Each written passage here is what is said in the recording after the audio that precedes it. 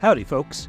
After traveling to 1955 to ensure the courtship of an unlikely couple, and venturing to 2015 to prevent Marty's son from ruining his family's future, we're heading to 1885 to course-correct a time-traveling conundrum in the Wild West, with a look back at Back to the Future Part 3.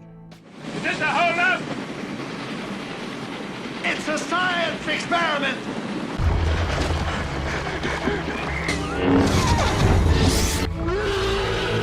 So unnecessary. Galloping into theaters 6 months after releasing Back to the Future Part 2, the third and final chapter of Doc and Marty's timey-wimey shenanigans places the silver-haired scientist in the spotlight for an old-fashioned and entertaining meet-cute with Mary Steenburgen's Clara Clayton, an accomplished schoolteacher and the tri-antagonist of the final chapter of Robert Zemeckis' time-honored trilogy. Eblin Entertainment and Universal Pictures produced Back to the Future Part 3 for $40 million, which was half of a shared $80 million budget for Back to the Future Parts 2 and 3. It was Michael J. Fox's idea to send Doc and Marty back to the time of shit-smattered outhouses, dysentery, and deadly duels at dawn. While filming Back to the Future, Zemeckis asked Fox about what era he'd like to visit, with Fox expressing enthusiasm to hit the dusty trail of the Old West.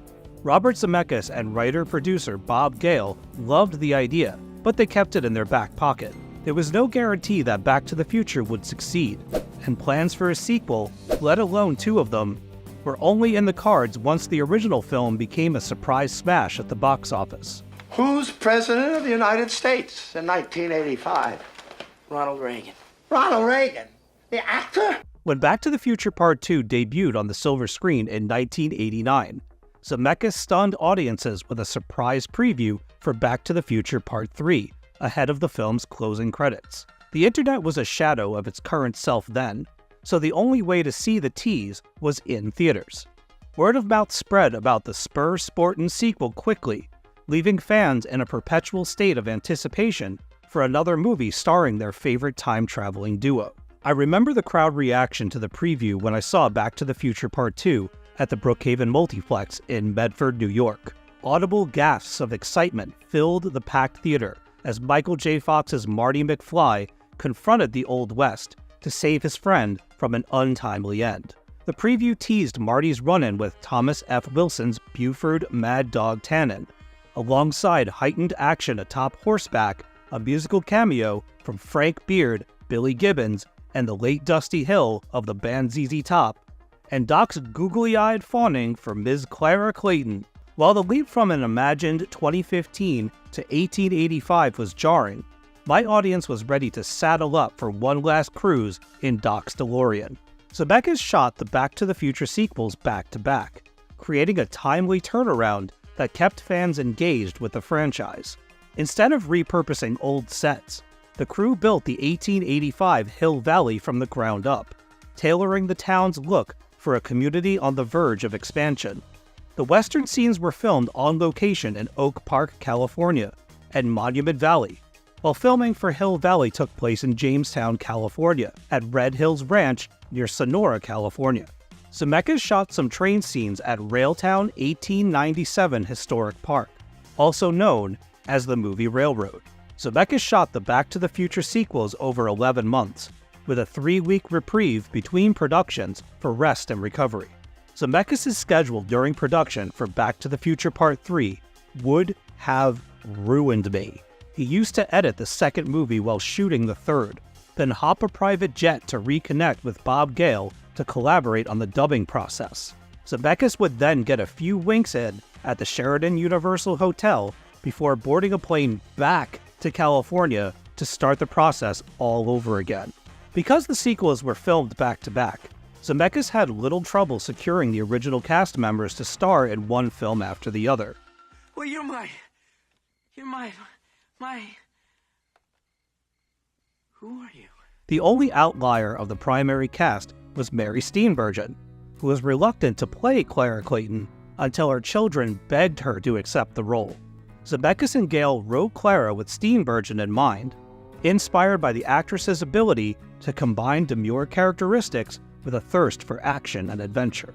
The Bobs gave Clara a background in academia and the sciences to share common interests with Christopher Lloyd's Doc Brown, making her the perfect companion to capture the wily scientist's heart and soul.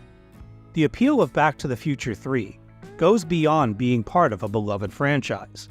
The film is a tried-and-true Western, with many tips of a 10-gallon hat to the genre. Zemeckis assembled Western icons like Pat Buttram, Harry Carey Jr., and Dub Taylor to frequent the bar where Marty meets Wilson's Mad Dog Tannen, and Doc Brown reveals he can't hold his brown. Buttram's inclusion in the film is one of the movie's most significant highlights for me personally, as he's a legendary voice actor with parts in movies like Disney's Robin Hood, The Aristocats, The Fox and the Hound, and more. Putting a face to the voice for the first time was mind-blowing for my 8-year-old brain. While I'm not typically a fan of the Western genre, Back to the Future Part 3 elevates the rough-and-tumble setting for a spirited franchise finale. My favorite aspect of the Back to the Future films is how Zemeckis and Gale repurpose vital scenes and plot points to connect the dots of each era, showing how the same event can create a butterfly effect on Marty's life and lineage. If nothing else, spending a few days in the Wild West will make you appreciate all the modern amenities and conveniences we often take for granted. Whether it's curing yourself of disease, finding a meal without buckshot seasoning, or something as simple as adding ice cubes to your drink, the Wild West is a nightmare of American history, regardless of how filmmakers often glorify it on the silver screen. It's a nice place to visit, but I wouldn't want to live there. Well, that's your problem, Tannen! Before we continue with our video, here's a reminder to click the Store tab on any of our Joe Blow channels and browse our collection of the latest and freshest designs in our merch store. Go get you some. I also enjoy watching Doc and Marty adapt to every curveball as mucking with the timeline inevitably goes awry. When he's not losing his cool over immature taunts, Marty is a relatively breezy and calculated time traveler. He understands what's at stake and remains on task despite the wonders surrounding him, always returning to the mission instead of getting lost in the moment. This focus is particularly true in Back to the Future Part 3, as Marty continuously reminds Doc about their mission schedule's lack of wiggle room. He's also a quick learner. Watching him throughout all 3 films, Marty's ability to operate Doc's inventions is impressive. He presses buttons and pulls levers with a depth of confidence, coming a long way from the opening scene of the original film when he destroys Doc's sweet sound system. For Christopher Lloyd fans, Back to the Future Part 3 finally allows the veteran actor to share the spotlight alongside Fox. While Doc is a vital part of the first 2 films, the trilogy's 3rd chapter focuses on the mad scientist's future, allowing him to live out his dream of tussling with cowpokes while witnessing a pivotal turning point in a great nation's history. Resources are scarce, but watching Doc circumvent the limits of technology to invent fantastic machines from rudimentary parts is a joy. It's also fun to watch Doc reduced to a befuddled Casanova while unable to resist the charms of Steenburgen's Clara Clayton. When Clara calls, all logic and urgency fly out the window, revealing Doc's desire to connect with someone other than Marty. Falling for a woman of science is something Doc never accounted for in his life of experimentation, time travel, and pushing the boundaries of reality. In many ways, Clara is Doc's future, someone he can share all knowledge and time with, the Marie Curie to Doc's Pierre. While the Back to the Future trilogy provides its male leads with nuanced roles, I cannot say the same for Leah Thompson's Lorraine Baines, Elizabeth Shue's Jennifer, and Mary Steenburgen's Clara Clayton. Beyond her misguided lust for Marty, Lorraine becomes little more than a rag doll for Biff, with sexual assault and an unfulfilling marriage to George McFly to look forward to as time ticks on. Jennifer spends much of Back to the Future Part 2 and Part 3 asleep, that is, lied to about her time-traveling journey before discovering the truth for herself. While an accomplished school teacher by trade, Clara is little more than a damsel in distress cliché waiting to be saved by her white-haired knight in a brown cotton trench. As incredible and timeless as the Back to the Future trilogy is, it's more than a shame the series doesn't utilize the talents of its female cast to a greater degree when the potential is literally right there. To Thompson, Shue, and Steenburgen's credit, they knocked their performances out of the park, giving us reason to want more from them, not less. Setting aside the trilogy's few but notable failings, Back to the Future Part 3 offers a thrilling swan song for the trilogy. Marty sets his future straight, and Doc rides into the sunset aboard a hover-converted time-traveling locomotive, proud of his accomplishments, with a new family along for the wild ride.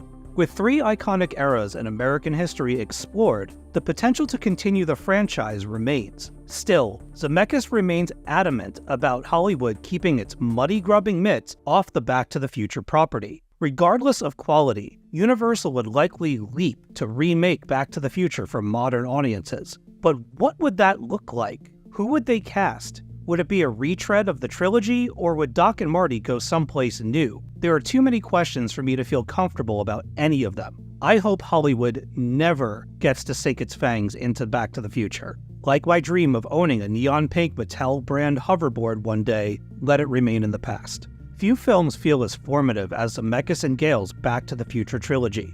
As a child of the 80s, Doc and Marty were practically superheroes of the silver screen for me, able to manipulate time and prevent catastrophic events from altering the fabric of history and society. What could we accomplish with such power? How would we underestimate that power? What if it fell into the wrong hands?